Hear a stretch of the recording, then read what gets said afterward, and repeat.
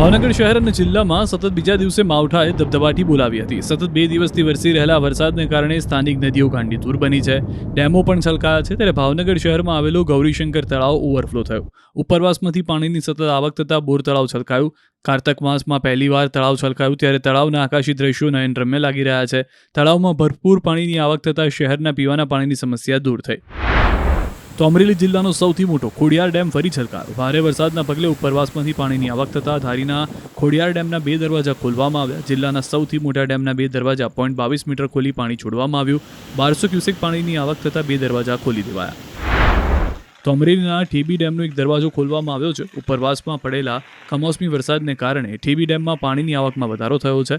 ડેમનો એક દરવાજો 0.30 મીટર સુધી ખોલવામાં આવ્યો છે. હાલ ડેમમાં 556 ક્યુસેક પાણીની આવક થતાં એટલું જ 556 ક્યુસેક પાણી છોડવામાં આવી રહ્યું છે. પાણી છોડાતા અમરેલી, પ્રતાપપરા, ફતેપુર સાથે ચાપાથળ સહિતના નીચાણવાળા વિસ્તારોને એલર્ટ કરવામાં આવ્યા છે.